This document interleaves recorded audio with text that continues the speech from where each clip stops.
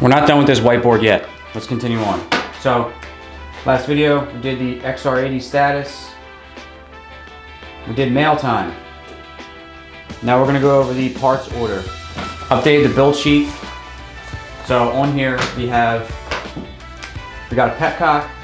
The airbox clamp is not available. It was available 2 days ago and now it's not, so we gotta wait on that. Rubber stopper, we ordered it, but it's on back order. Grips, we got them. Drum lever, got it, again on back order. And we got the drive sprocket. We're gonna get the chain from the cycle center.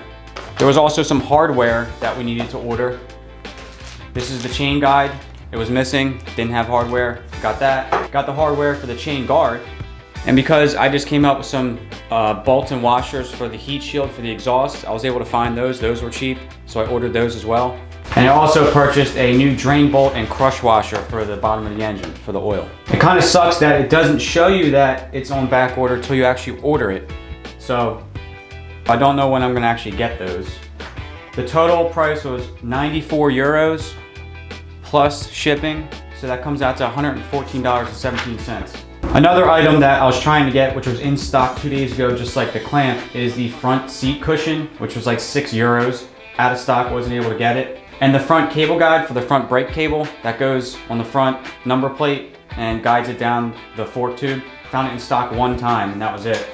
I think that was on Partzilla. I'm gonna have to check that daily and hopefully get lucky. So now we can cross off parts order. We're gonna move on to the TRX work. We're gonna spend a couple minutes on that and then we're gonna get to the good stuff. We're leaving the clubhouse. We're gonna stop at Cody's. Check out this TRX real quick. Damn rocker panels in my truck are rusting out. Oh, it's so bad.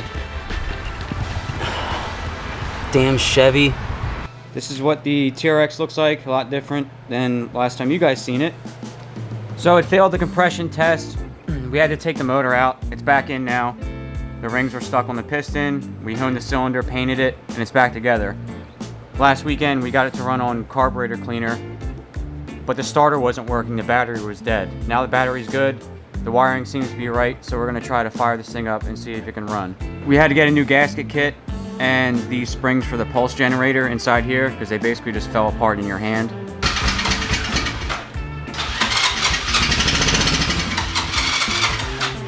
So we know fuel was the problem. The carburetor is basically brand new, but just from sitting, the main jet is completely clogged up. So once we clean that out, this thing should run no problem. Yeah, buddy.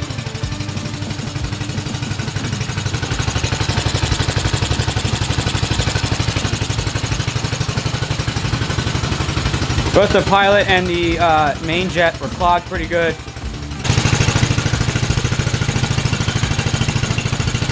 First start and who knows how long.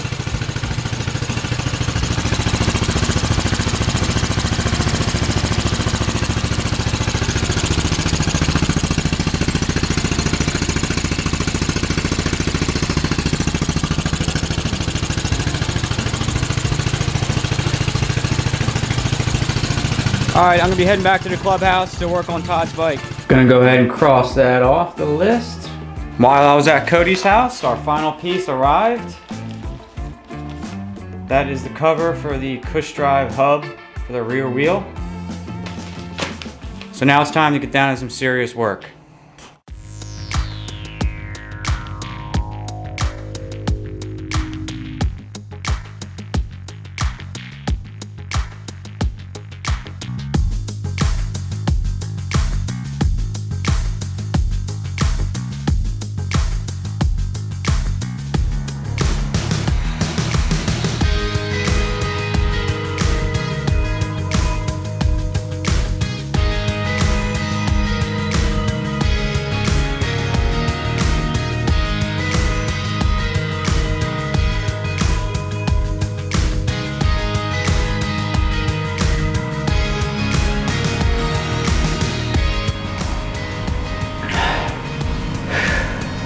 That was tough. Usually the rear wheel is a lot harder than the front, but when you have to really fight it, you're doing something wrong. You're not using the right leverage.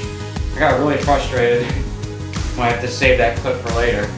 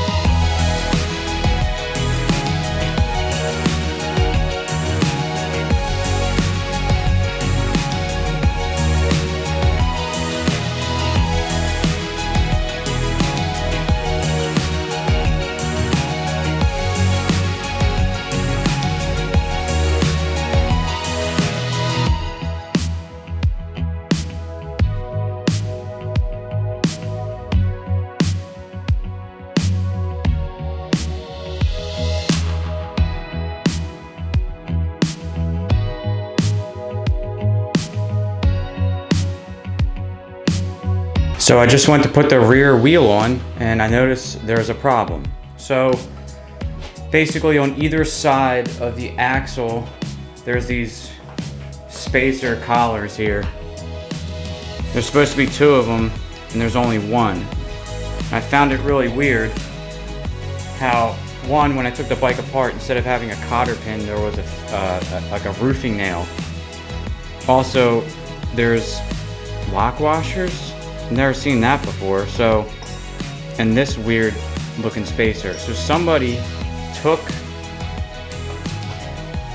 the washers, these 2 washers here, and those are for the axle bolt. And what they did, they put them inside of this seal here to take up the space. And then because of the extra length of the axle, they used the lock nuts over here. That's pretty nuts. So I looked online. It's like a $4 part and it's in stock. But I'm gonna talk to the owner. We can make that lickety split at the shop. I decided to actually just put the rear wheel on temporarily so we can move forward with other parts being installed on the bike. On Tuesday, I'll have one of those made up at the machine shop for this side of the wheel. It goes right there.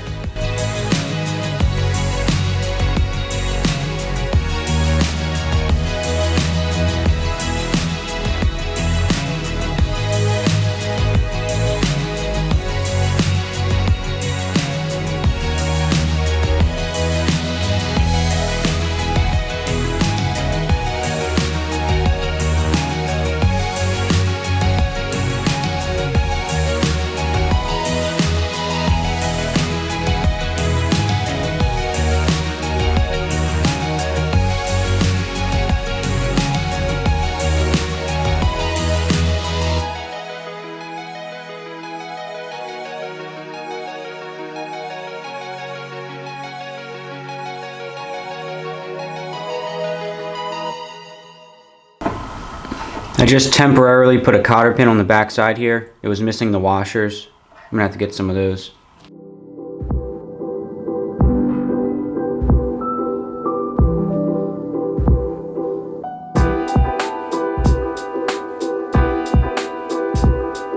Alright tubers, major progress here in this video. Super excited, but I'm gonna have to end it here because I need parts. I'm waiting on all those fasteners, the sprocket, the petcock, you know, to start doing things with the tank. I'm gonna have to get that thing made for the rear wheel, as I've shown you. But she's a roller now, which is cool. I will also have to do some touch up on the black parts, just because sometimes things get nicked and dinged during assembly. But thanks for watching, guys. If you like, you know what to do. If you're new, subscribe, and I'll catch you in the next one.